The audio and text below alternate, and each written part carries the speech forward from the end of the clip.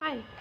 पता नहीं अब जो चीज़ें हम आपको कहने वाले हैं उससे आप कनेक्ट हो पाएंगे कि नहीं, नहीं पता। और सोचिए कि बताते हैं। आज एक जो वाक़या मेरे साथ हुआ ना, वो अजीब सा था, बहुत मार्मिक और बहुत बहुत ही अजीब।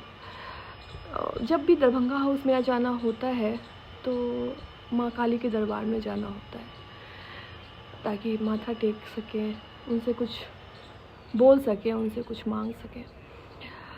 तो होता क्या है कि 12 बजे पट बंद हो जाता है और फिर 4 बजे खुलता है। फिर भी कोई बात नहीं, दर पे तो जा ही सकते हैं।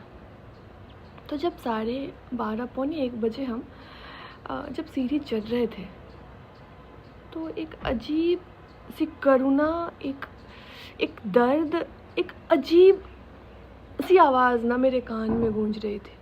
और हम ऊपर चढ़े जा रहे हैं, एक एक रो की जो विनती होती है ना। जब हम ऊपर गए तो दृश्य था ये कि वहाँ पे जो महिलाएं, वहाँ पे कुछ बच्चे थे, कॉलेज स्टूडेंट्स, वो फ़ोटो क्लिक करवा रहे थे, सब अपने बात कर रहे थे। और माँ के दर पे एक लेडी जो है, उसके हाथ में पर्स था, वो लेटी हुई थी और बहुत रो रही थी, बहुत रो रही थी वो।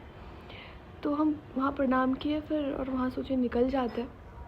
लेकिन उसकी मतलब वो इतने दर्द में थी ना कि हम अपने पैर को मतलब आगे बढ़ा ही नहीं पाए। हमको लगा कि इससे पूछें क्या कि क्या हुआ, कोई तकलीफ़ तो नहीं है, कोई परेशानी तो नहीं है, आसपास इतने लोग तो हैं, लेकिन ये जो रो रही है इतने अजीब तरीके से, वो माँ से प्रार्थना कर रही है, तो एक बार पूछना चाहिए। डर भी लग रहा था क्योंकि आजकल का पता नहीं होता ना।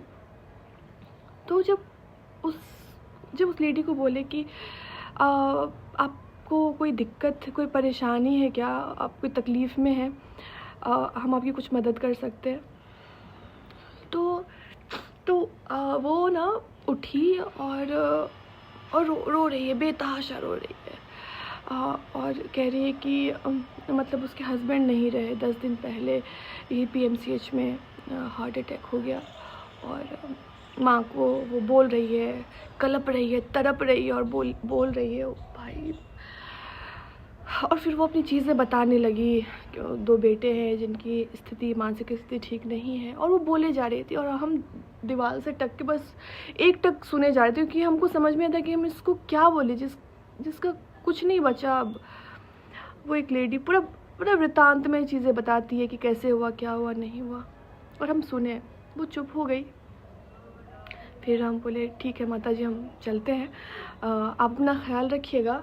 और कुछ चीज़ें हमारे हाथ में नहीं होती है, आप हौसला रखिएगा। और हम निकले तो वो बोली रुको बेटी रुको, तुम हमेशा खुश रहना, जो भी होता है आशीर्वाद उन्होंने दिया। और फिर लास्ट में उन्होंने कहा कि माँ काली ने आपको भेजा, कि हम बहुत देर से रो रहे थे, हम नहीं चुप हो पा रहे थे, और आप आई और पता नहीं आप कहाँ से आई और आपने मेरी चीज़ों को सुना और हमको बहुत अच्छा लग रहा है। और भगवान ये बात बोली ना वो, तो मेरा तो लगा ना पैर के तले से ज़मीन खिसक गया। कि सच में मतलब ऐसा सुना था कि समाज सेवा ना, जो सोशल वर्कर्स होते हैं वो ईश्वर के करीब होते हैं, कि अगर ईश्वर कहीं जा नहीं पाता है ना तो वो आपको दूत बना के भेज देता है। और एकदम अजीब सा लगा यार, मतलब मैं थोड़ा देर दिमाग, हमको ये चीज़ें याद आने लगी कि ऐसा सुना था, आज पहली बार। और वो औरत बोले जा रही है कि आप आए, आपको माँ काली ने भेजा, और आप कुछ नहीं लगती, फिर भी आपने सुना। और हम नहीं बता पाएंगे कि वो फीलिंग्स कैसी थी। बस यही था। बस मोरल ऑफ द स्टोरी ये है कि आपके आसपास लोग अगर परेशान हो तो थोड़ा पूछ लीजिए।